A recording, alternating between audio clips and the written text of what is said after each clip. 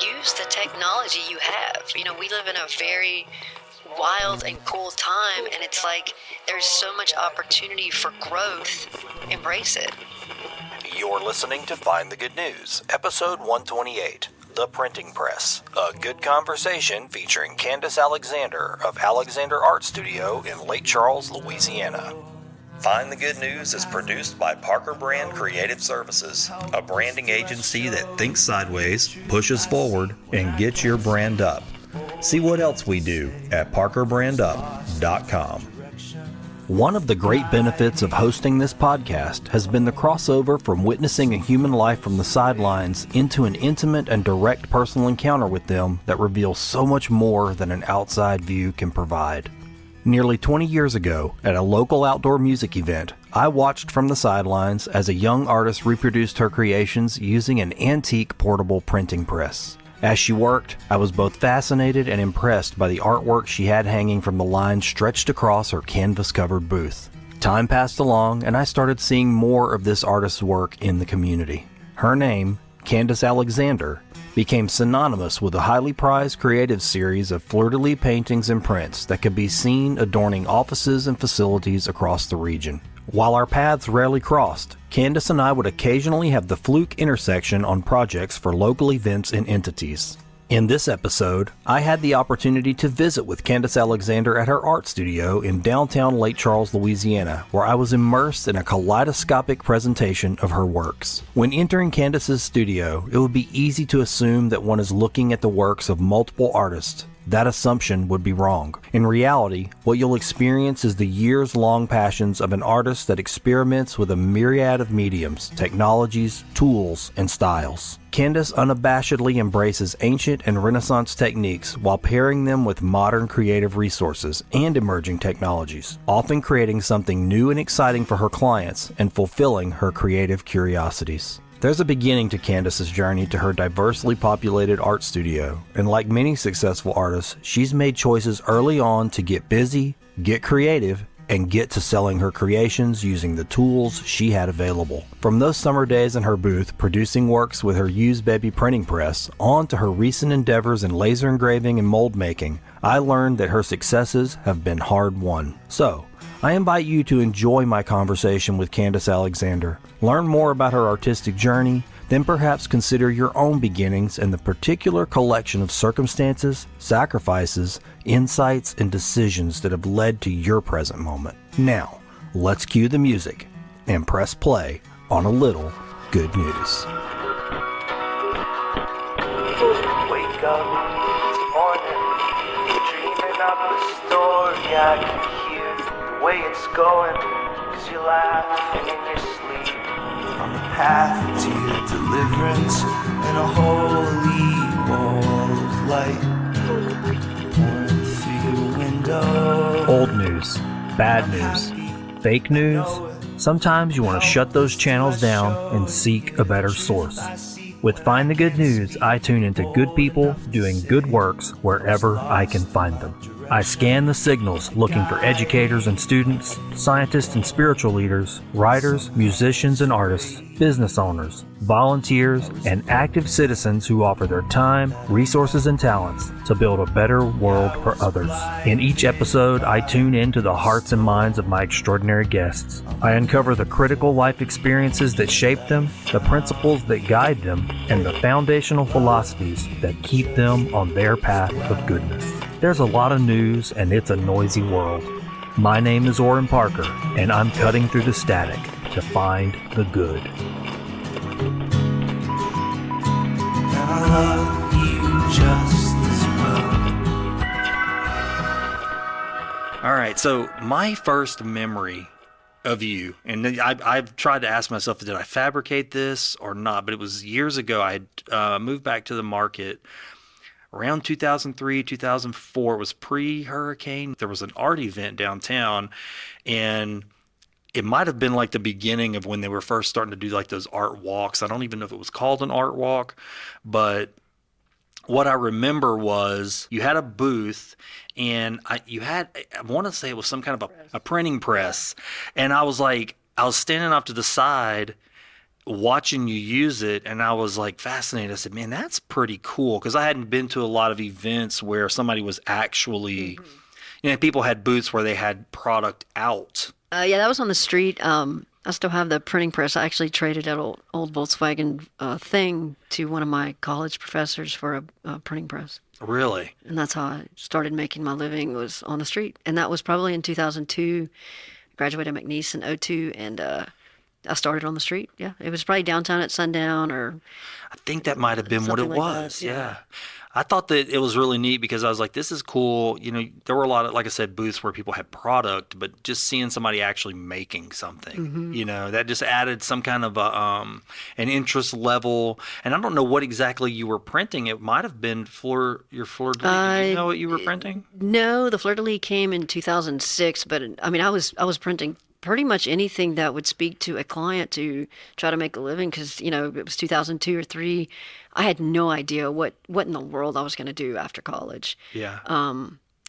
So I was probably printing some locust or some bug or some scientific Da Vinci inspired mandala or something, but the fleur de lis didn't come until 2006. Okay. I couldn't recall. As I was preparing for our talk today, I was like, what was it she was printing? I don't know. I thought it was a neat thing, and I didn't know your name at the time, but then once I started to hear your name in the community, I was like, I think that was her at that event, and I thought that was pretty cool. Yeah. So you just mentioned McNeese. So you graduated McNeese in 2002. What was your path to going to art school? And I've always wanted to be an artist. I went to LSUE in Eunice because I grew up in the small town of Hathaway. Okay. I'd never really had art lessons. I had some, a couple times behind the Ziegler Museum, but I wanted to go to a bigger city, so I chose Lake Charles. Right. And focused on visual arts and McNeese. And, in 4 years, I just basically focused on, I started in graphic design, and then I switched over to printmaking, and I think my senior year I took a sculptural class with Robbie Austin, and I had to have this Volkswagen car when I was in McNeese, and I bought another one that was wrecked from a little yard in Sulphur, and come to find out, Larry Shue, my teacher there, recognized that used to be his old car, and I'm like, just come get it. It's leaking oil. I've already bought another one. I robbed the parts for it. He was like, fine, I'll trade you a baby printing press. I was like, fine. What am I going to do with a baby printing press? Just come get this car. It's got flats, also parts on eBay. And then the rest is history. I graduated McNeese. I didn't think I could make a living here because, the art shows and festivals and opportunities they were very sporadic.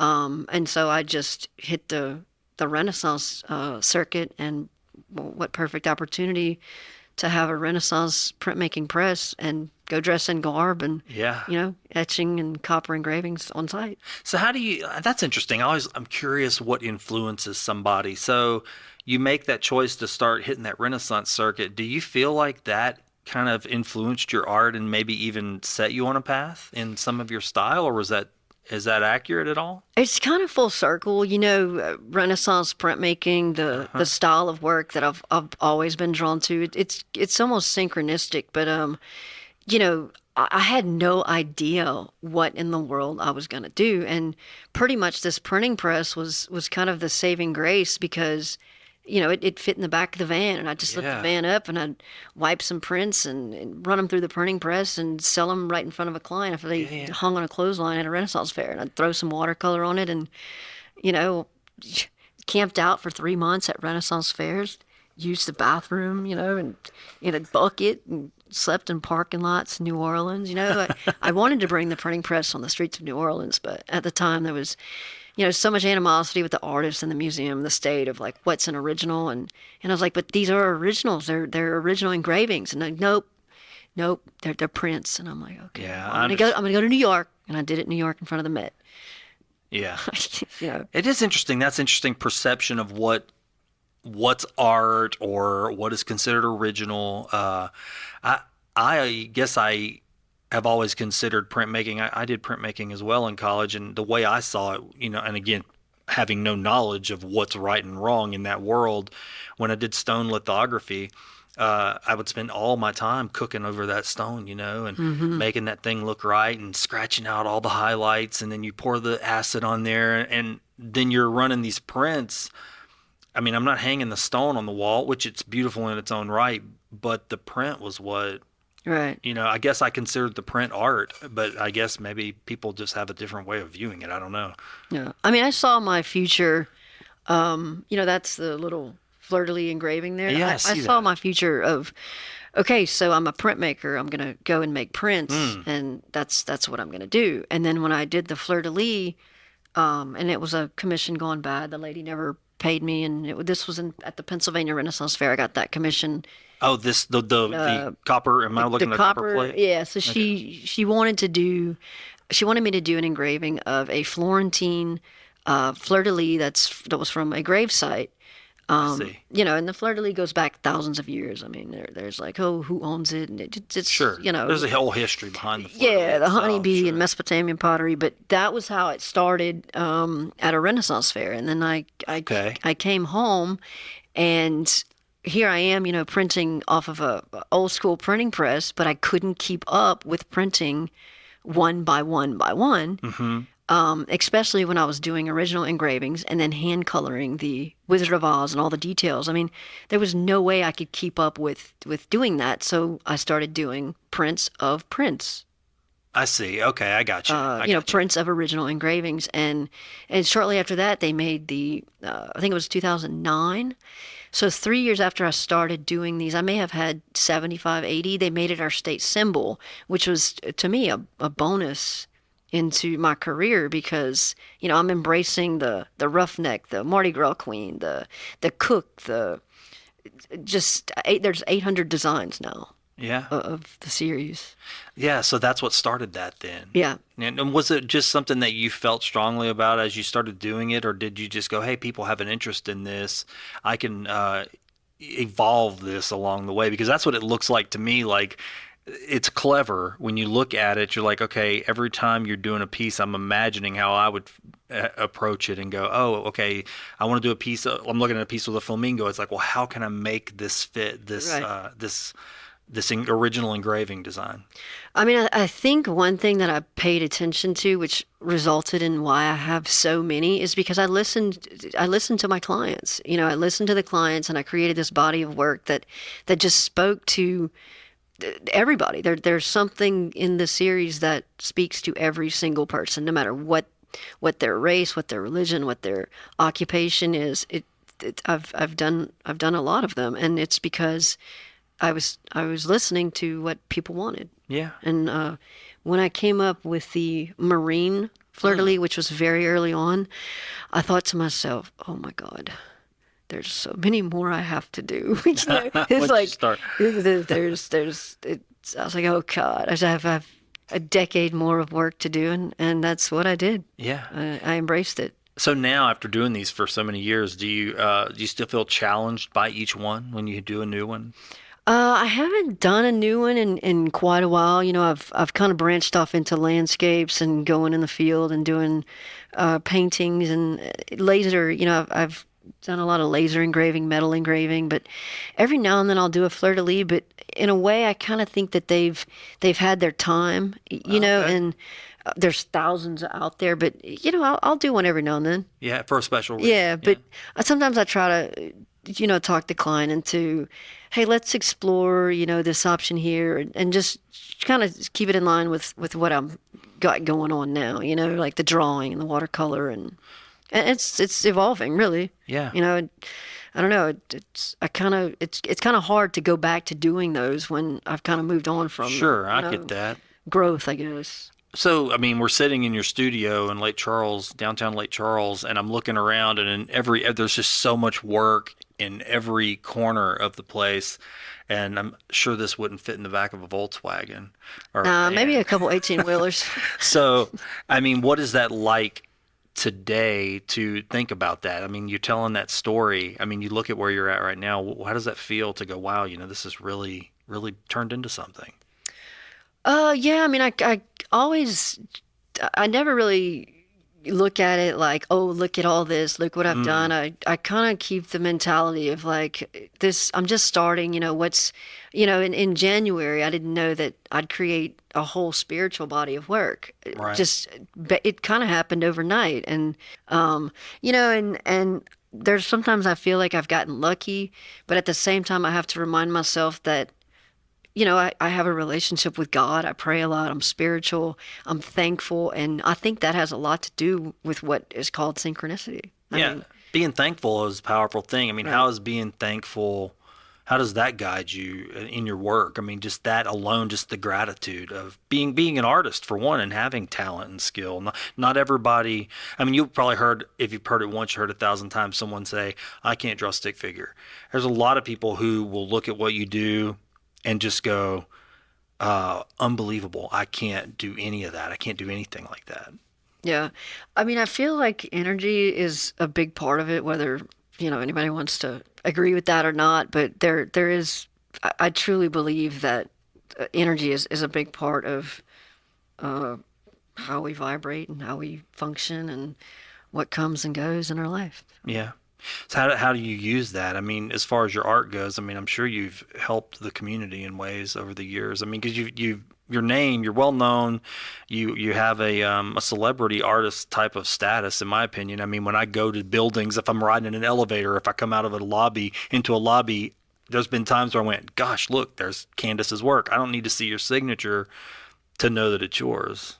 Yeah, I mean, with success comes, a lot. I would have never, I'd have never imagined, after 22, 24 years of being an artist that, there's blessings and then there's curses, because with success comes the mentality of envy and jealousy. And, you've got to deal with that too. So, yeah, so there's that. Yeah.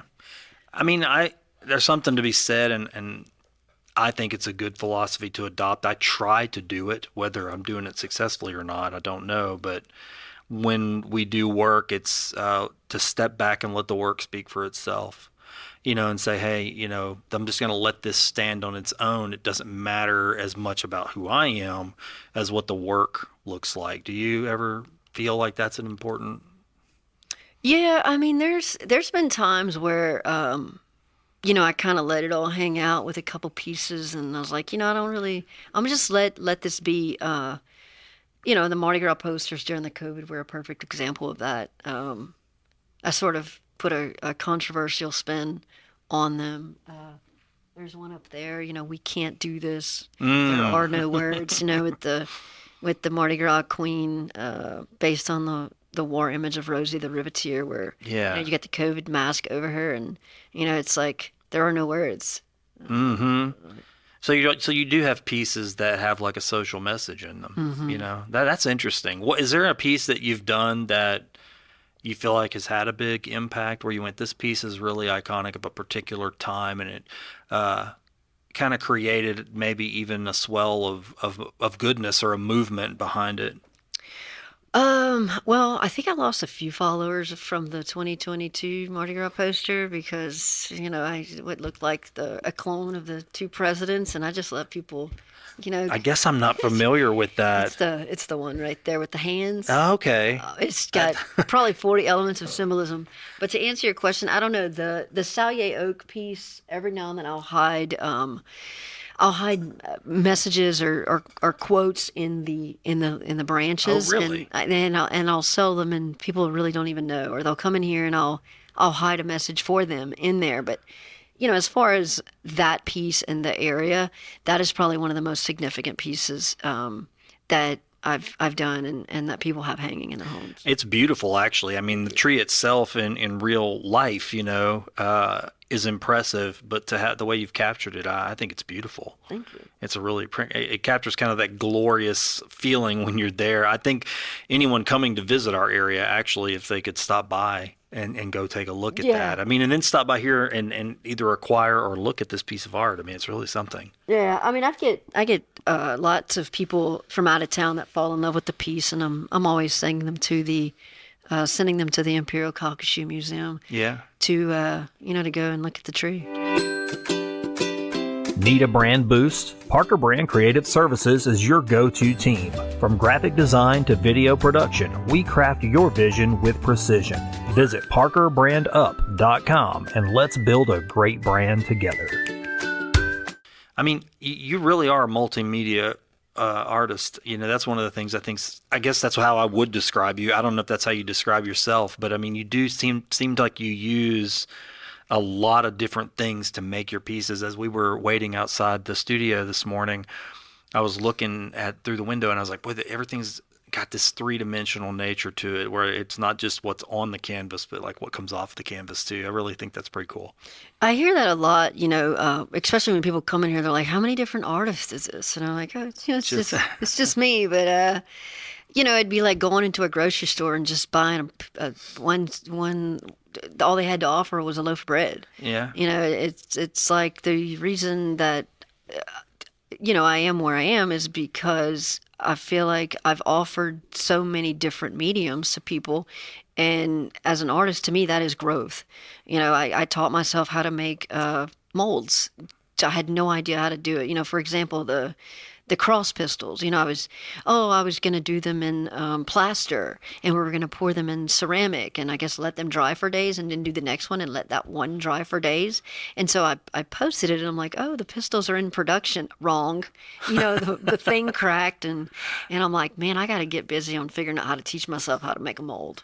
And I did, and from there I've got 100 different molds, and right now I'm working on a line of jewelry, with CAD programs, and then 3D resin printing, and then using the lost wax cast. So we're using the latest technologies, building CAD files for the stones, and then bringing it all the way back 6,000 years of lost wax casting, which is completely fascinating. It is really, and listening to you talk about that, I mean, it makes me realize how many of us really are using overlapping technologies, Mm-hmm. or we work in a creative industry as well, and when you find a new tool and you get good at that one tool, it's interesting as the technology changes, or as even just the sensibilities of what people as consumers want changes, you still can take pieces of that other tool and bring it into some older tool you use and bring it into use with a new medium. Yeah, I mean, I'm doing the same exact thing, with the fleur de lis copper engraving. I am taking a Renaissance printing process, and I'm using ultra chrome inks and using technologies, and still putting it on, the same quality paper as the Renaissance, or the same quality paper as the etchings that I did 22 years ago. So to me, that is fascinating. And just 20 years ago, we didn't have, all these fancy phones where you can, look up searches, and you had to go to the library. And it's like, use the technology you have. We live in a very wild and cool time, and it's like there's so much opportunity for growth. Embrace it. Mm-hmm. And I'm so excited as an artist because, I've got all these skills that I've either learned, been taught, or taught myself. And, now there's just ways that you can combine them all, and it's truly fascinating to me. Yeah. No, I agree. My son, he's a writer, and he also has experiments with music and sound mixing. And while I think his first love is writing books and poetry and things like that, lately he's been experimenting with that same skill and blending it into almost like rap music. Nice. And so he shows me the stuff and he lets me listen to it, and then he goes and he workshops it. Now, he doesn't have a bunch of equipment, but he's using his previous skill with the technology he has, and it's turning into this new thing. And I'm like, wow, look at this new beautiful thing emerge and sort of begin to flower. How are you using those new technologies as an artist? I mean, that's something that was unheard of when you were rolling out those prints. Years ago, yeah, last year. You and I were talking about this before we were recording, but we are in the Adobe ecosystem for the majority of our tools in our industry, and they have a product called Firefly, which would be their AI image generating program, and it's gotten better and better and better as through the beta tests that they've had. While I haven't used it to generate anything that's front facing, I will say that going in and concepting something out in there has been kind of useful to go, okay, visually this does make sense. In the past, I might have spent hours and hours trying to sketch that out, or even finding a reference image that just isn't quite right to kind of use as the launch pad for something. But one of the things in there that I thought was kind of fascinating that I do like about that particular AI is that I can draw something and color it in a particular style, and then feed it in my own art into it, and then ask it to recreate an image, and it will use my ink strokes, my color style, everything in there to try to generate a new image. And I thought I haven't used it again professionally, but just experimenting with it, it is kind of fascinating to see your own style, your own hand sort of used as the data to build something new.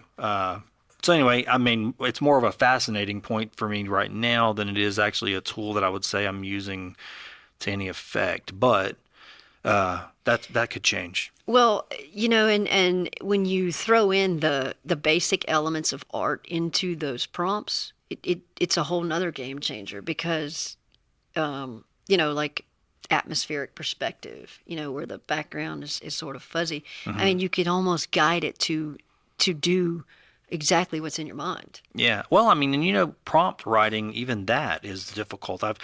Yes. There's a skill in that's true. in just relaying what you want to see. Yeah. And I've gotten better at that lately because I'm like, okay, what, and you can almost sort of tweak what you want it to do with one word. Yeah. A small adjustment gives you a whole nother thing. Yeah, I agree. I mean, I found that pretty fascinating. I mean, it reminds me, and this is, I guess, the part that there's some contention with those tools, with art or creative, I guess. I mean, I don't know. Nobody's really pushed on me about that. I'm more in a curiosity state, but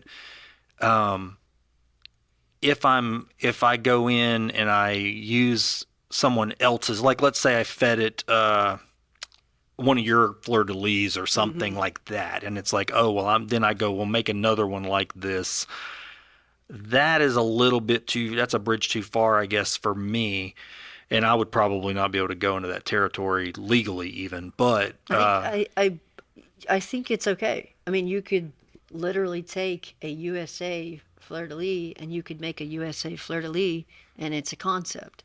Yeah, as a concept, right. So I got you right. But to actually go and push it into like something where I could bring it to a client, at least through what I do with branding, I couldn't do it. There just wouldn't be any. I think I would run into a fence probably somewhere along the way there that I wouldn't be able to navigate. But I think as a concepting tool, it's been pretty useful, especially brainstorming out. Like there's one feature that I saw, and I was testing it, and I was like, it didn't do too good a job. It was like I was working on a logo for a client, and I was like, I'm curious what this would do with the same data points I have, So I had all my meeting notes, and I had them all keyed in. So I took my meeting notes, the same thing I'm working from, to do all of my work, and it was a finished project at that point. So it was just out of pure curiosity, and I fed it into one of ChatGPT's modules, for logo design, and they were terrible. And I was like, wow, so it really can't do what you hire someone to do. Not really. Yeah, I mean, as much as it blows my mind, there are quite a bit of disappointments too. Your brand deserves the best. At Parker Brand Creative Services, we build better brands with creative precision. From graphic design to digital marketing, we think sideways, push forward, and get your brand up. Trust the work, not the pitch. View our extensive galleries at parkerbrandup.com.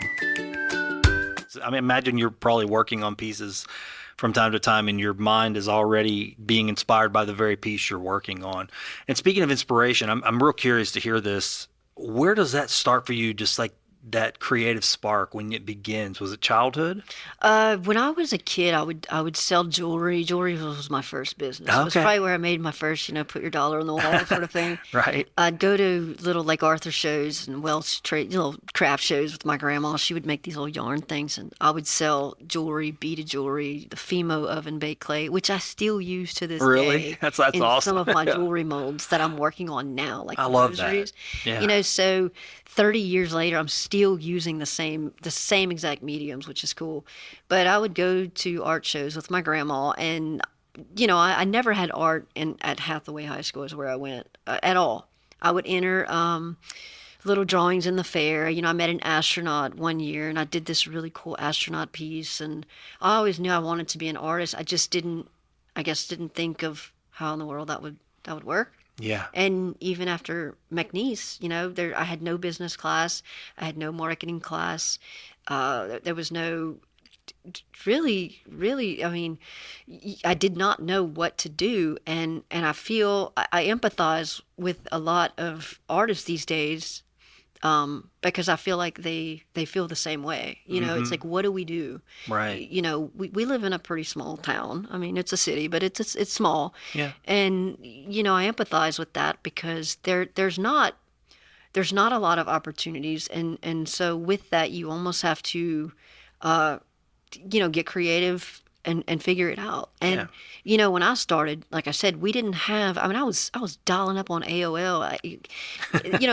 There's almost no excuse now with the technology that we have now to get yourself out there. That's true, man. Gosh, I think back to that too when I first started out, not here, but in north central Louisiana.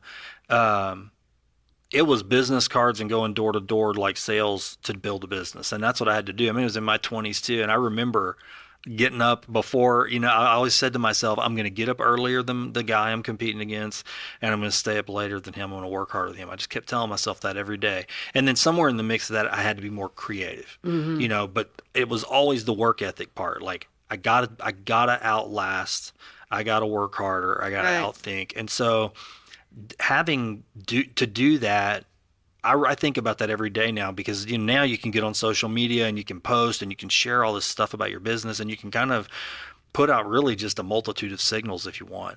But back then it was like I had to, and this is going to sound really like almost probably going to sound fake ass, and it's not because it's the truth. But it was clear to me I had to be likable. Right. I mean, likability was a part of it. Like I knew I was competing against somebody that wasn't likable.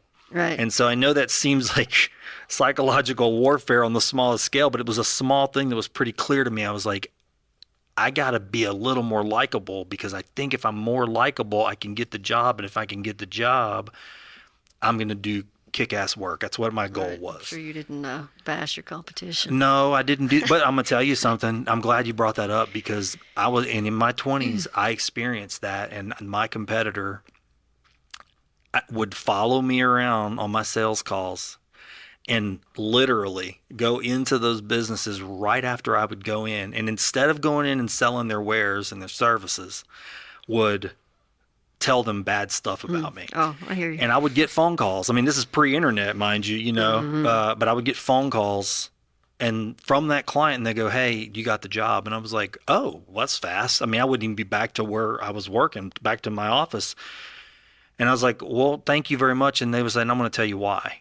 And it was because they came in and bashed me. And I was like, this guy thinks he's tearing me down, but he's solidifying my relationship with these people that I'm honest, I'm dependable, and that I'm going to focus on my work Right. and serving them. It's just foreign. It's so foreign to me. When I was a kid, I remember drawing with Floyd Saunier. I always looked up to, artists who were ahead of me, and I focused on that mentality of like I just want to do good work. Yeah. So I like that. I like letting the work stand where it is. Say, do the work. And I think the Tao Te Ching says that, and it always is stuck in my mind. And I hope it's the Tao Te Ching because I'm about to say what it says. do your work and then step back. It's the only path to serenity. And it sticks with me that really is. I mean, yeah, I have to go out and sell myself, but I feel like doing the work and letting the work speak for itself. I mean, I can come in and pitch somebody all day long. I can tell them a whole bunch of lies about how great I am or how creative we are. You could do the same thing, but they can come in your studio instead and see your work. Huge difference. Yeah. You're not just saying you do the stuff, you do it. At Parker Brand Creative Services, we work diligently to build better brands. From award-winning graphic design to media placement, we deliver results that speak for themselves. Are you ready to elevate your brand? Visit parkerbrandup.com today. What's next? Like, what are you experimenting with right now? And what do you see over the horizon for you? I'm gonna go back to the streets. I'm actually doing a farmers market in Florida. Okay, and there is some truth about that. Yeah. I'm a very private person. Not many people know my life and anything about me really. But I like not really being known. I like being under the radar, so I am gonna go do some farmers markets where my name is shit. It's nothing, you know? And, right. It's not a it's not that this is a Candice Alexander. It's like, hey, check out the work. Yeah, check out the work. I thought about doing it in New Orleans too, going back to Jackson Square, and that's kind of interesting. So if you're really going to do that, I mean, what an experience that'll be, right? After so many years of recognition. Yeah, it's kind of like, I mean, I'm not to this status, but it's like the violinist. There was a video or something. He was a famous violinist or a cello player, and he was in the subway station, looking homeless. But here he is, millions of fans. At a concert the next night, and no one knew who he was. Right. Yeah. I don't know. I want to give you props for something that you said years ago related to a logo that we worked on, and I hadn't met you. I just seen your artwork and your name was in the public lexicon. In the community. I'm sure people around here are familiar with Contraband Days, and then which later became the Pirate Festival, but. We at one point were hired to rebrand. They wanted a new logo. It kind of been the same thing for a long time.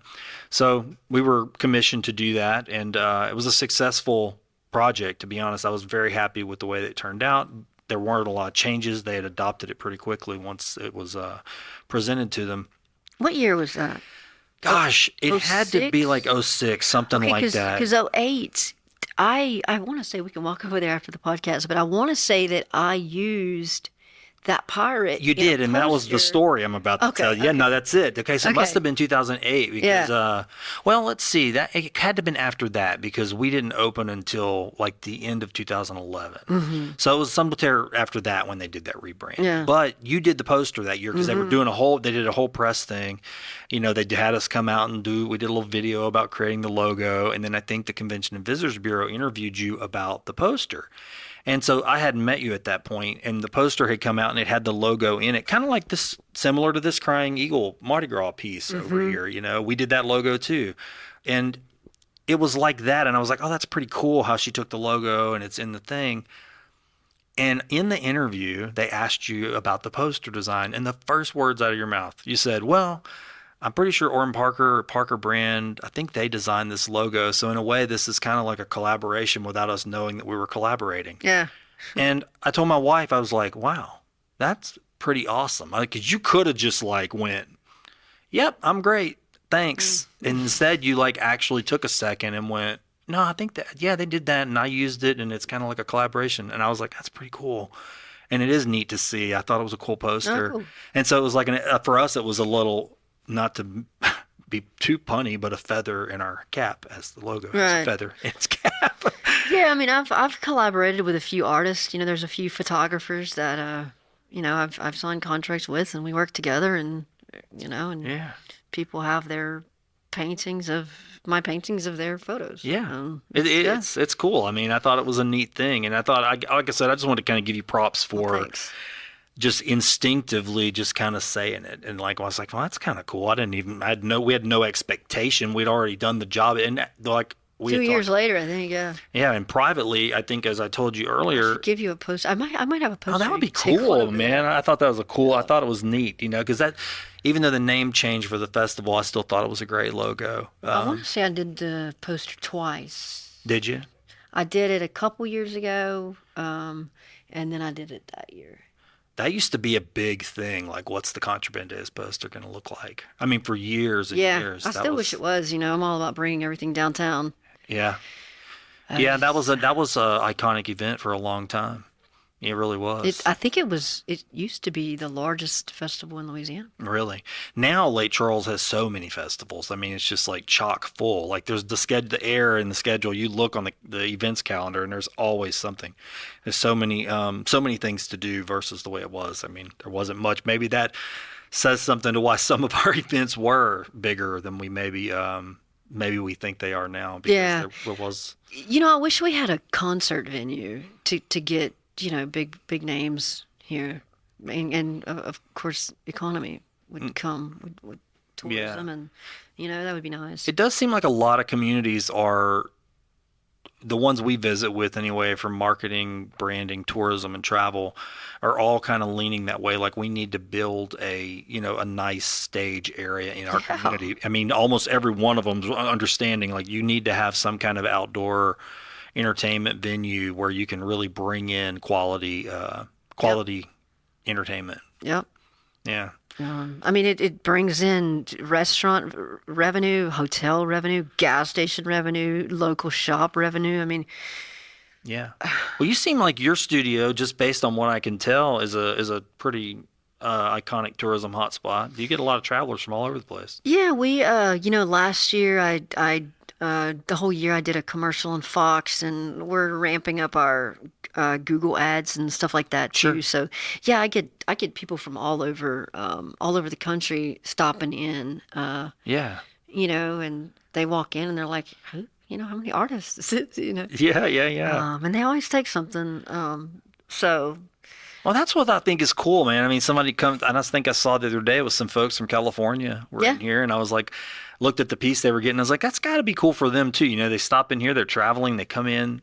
Louisiana might be the only time they come here. Or their family members take the outer towners in, and I always refer them to go eat downtown and stuff like that. But yeah, I like being here instead of on the corner of Broad and Ryan. I kind of looked at the Freedom Life Church, but at one point, but it's it's kind of a step away, and I like that. No, I like where it's at. It's a good location. Yeah, I think it's a great location. And I'm happy, I know it. Hi there, Good News listeners. It's time for Fishing for Goodies, where I take a back seat and let the Good News Fishbowl lead the way. Find the Good News podcast is a personal labor of love using the professional skills and resources of Parker Brand Creative Services. When you share our podcast, you're helping our brand, parkerbrandup.com, reach potential clients. When we're building brands, that helps keep the Good News signal strong. So listen, enjoy, learn, like, and share the good news. Now, let's fish out some good questions for my guest. This is the part kind of where the show deviates a little bit. You just kind of, whatever you pick, if you want to do all three questions, you can do them. Okay. Or you can just pick one. Okay. It's up to you, but it's a lot of fun. So 3? Yeah, 3. Business you could start for under $100. Oh. Who is the most important living person in your life? And what do you need to do to grow? Those are all awesome questions. Yeah. Any of those jump out at you? You want to do all 3? Sure. All right, let's do it. Okay. The most important living person in my life is my grandmother. She's 84. She's completely spiritual. She's always told me to praise God in my life. And, she's my biggest fan on Facebook. And she still works on these rent houses. So, but by far she's the most important living person in my life. Oh, and what you were saying earlier, your grandmother was one that took you to this is my mom's mom. It was my dad's mom. I got you. That, okay. Was doing the little craft shows, but But yeah, my most important living Living. person is my mom's mom, and she's 84. Wow. Well, I'm glad you still have her too. That's special. And she never had a mom. When she was born, her mom died Oh. at childbirth, and she grew up during the Great Depression. So she's the most important. So what do you need to do to grow? I don't know. Like we said earlier, like I feel like energy is a big part of it, and if you attract negativity, that's what you're going to get. So to me, that's the first thing. How do you deal with that kind of stuff, negative stuff? Because I mean, we all have it, right? I mean, if you got to grow through it, how do you use it? Like, because some people would say negativity is something that you push away from you, or there's people that would just be like completely avoidant. For me, avoidant doesn't work. I've found that going right into it and just being clean and clear and just calling things what they are and plainly without additional flourishes and texture helps me just say, okay, what is this? But like, what about you? Like, what's your way forward through things like that? I just, I sort of pause and sit back, reflect and listen, and then pray about it. And then, things always work out. Yeah. Have you ever had a negative situation that you completely judo flipped into a positive? Yeah, quite a few. Yeah. Yeah. And I mean, that's a skill in and of itself, right? Right. Yeah. I don't know. I can't think of any offhand, but Yeah. there's definitely, it always works out, especially when you have faith. Sure. So. What's that last one? Business you could start for under $100. I can start right now an elephant ear farm. I can start a black-eyed Susan farm. Let's see, in my yard.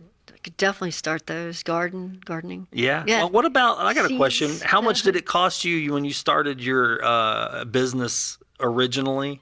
When you got the printing press for trading the car, like how much was all that? What was the price tag if you had to add that up in those original first moves into going out on your own like that? So the very first time I go out on my own, I used to have a studio at Central School for 10 years, and this was Okay. Eddie Mormon and I almost decided to share a studio, but he ended up going downtown, and I ended up pretty much staying at Central School. I didn't realize that. And on a side note, I kind of lived there too, on and off. wow. I had nowhere, that was my studio. And I remember booking a show because I'm like, what in the world am I going to do? So I booked the Tampa Renaissance Fair, and I probably spent a few $100s back then sewing. My parents had bought me an industrial sewing machine for Christmas one year, and I was always in 4-H learning how to sew. 4-H I give 4-H a lot of credit for, public speaking, demonstration, record keeping, you name it. I give 4-H the credit. So I built this, I sewed this tent, Renaissance style tent, for the Tampa Renaissance Fair. So that was, that cost a few $100, but it was a tent I could roll on with for a lot of shows. The printing press I was given, the paper I probably had left over from McNeese bookstore, So it to me it doesn't take much if you use, if you get creative with it. Yeah. I think it's interesting listening to you talk because you kind of have a little bit of a happy look on your face. And I guess it's something I feel too. It's like the nostalgia of remembering where we come from. Sometimes when we stop and we go, wow, I haven't maybe thought about this in years or really touched on it, but like the origins of something, it does make you feel, I feel like it makes us feel different about people in general when we can hear their path. You can go, oh, it's so easy. I had a guest recently who said one of the things people mistake about her is that maybe she's always had it easier, that she has a silver spoon or something. And she said, but that's just not the case. When she has a chance to tell her story, she reminds them, that there was some adversity, like some things she had to like overcome through childhood and even into her adult life.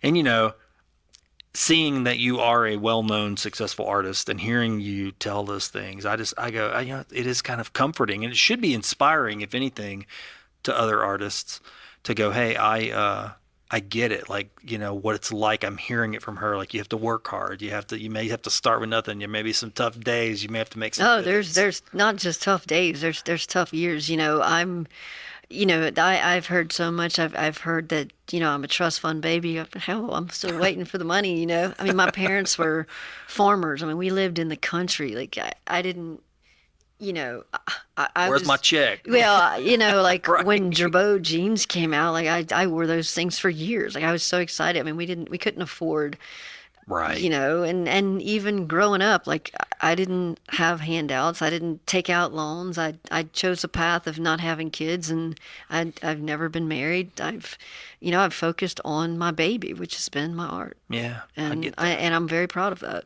Yeah. And in that it's been rewarding, and everything that I've wanted has happened. I've got clients. My art nurtures people. It's hanging on thousands of homes, and I've worked for myself, and the only thing that sucks is taxes. Yeah. Hey, and look, today you're probably going to do some art, right? I mean, and that's what it started out as. You're going to probably Yeah. do some art today. Yeah, well, today I'm gonna tonight I'm gonna engrave a portrait on wood, and I'm gonna do some engraving of the tower glass because I have some Yeah. orders. Yeah, and that's a special thing. I think that's really great. We got to watch you engrave is it a watercolor piece that you originally had drawn of the tower? I can't. Yeah. Yeah, I think it's really cool looking that it's on the actual glass. Tower is going to change. I took the drawing of the CM Tower, and then I converted it into black and white, and then put it on the machine. And so the laser machine, the etching machine, is amazing in itself for technology alone, because right above my laser I have a little Etch-a-Sketch. And it's pretty much the same exact thing, because it's on an X and Y axis, Yeah. and it goes up and down. And it's like, that is the first Etch-a-Sketch, and I'm still using that, except now it's with ones and zeros and robots and computer. Right. I mean, not much has changed when you think about it. So It is interesting to see your art in another medium, right? I mean, yet that's what's kind of cool about, I can tell by looking around your studio, it's like you do a piece one way, and it's like, what else can I do with this? And then, maybe make a mold, or then maybe do an engraving, or pen and ink, or paint, or some kind of you know three-dimensional. why? When I was in college, I made a B in art. It's ceramics. I made my first B in my art class in ceramics, and I was like, "What in the hell?" And he was like, you didn't explore the inside." The inside The inside of the of the piece. Oh, yeah, okay, gotcha. yeah, gotcha. like I made these little landmine looking things, and they look like they look like landmines, and they look like stars, and I made a ton of them. But I made a B. I was very prolific in college, and I still am, but I made a B because I didn't explore the inside. And so that's Interesting. always stuck with me, and it's like I'm going to push it to as many different levels as I can, and it's just something that I do. Now that's funny how a bee can motivate you to be something more, huh? Yeah, so I took the fleur de lis and I created 1,000 different times, and now I'm working on a three-dimensional CAD drawing of the fleur de lis, to make it where you can hold it. Some of these pieces that I've done, you can actually hold it. Yeah. So, like and it's then- gonna be three-dimensional, like an actual Three-dimensional, three-dimensional. and then from there, I'm doing it with the rosary right now. We started a line of rosaries, and we're making all the crosses and the connectors. Uh-huh. And so the fleur de lis, whether it's 6 inches, it can be shrunk down to be a piece of jewelry, which is also three-dimensional. Yeah. Especially when you're using the CAD world and 3D resin printers, which is amazing. Yeah. I'm sitting here waiting for when you can print gold. Yeah, well, I mean, They're it's doing coming. it. Yeah. They're doing it now in the UK, and you've got $30,000 of powdered gold, and you print a file. And PMC is basically powdered clay, precious metal clay that's fired. So it's pretty much the same concept. It's just not being able to be printed yet. I have a piece that's like that. It's a Saint Fiacre holding a shovel that someone had done for me years ago, and it's a piece like that it's original, but it's a CAD file that they made, of the original that they 3D scanned, and now they just print them with that material you're talking about, and it's a beautiful piece. Yeah. I mean, it's taking a 6,000-year-old lost wax casting and the newest technologies. I mean, you can print wax now that not a soul on the earth ever could carve in as a hollow piece. You just can't do it. But technology these days, you can, and then you can throw it all the way back to the lost wax casting, which is Yeah. blows my mind. It's hard to even imagine where things are going to go. Yeah, It really I'm is. working on a ring right now the same way, sourcing the stone and designing it in CAD and then 3D printing it and casting it. Such an evolution, Candice. I mean, to where I remember vaguely, like I said, you running that press out there at an art event to what you're talking about right now, like just like a whole nother world.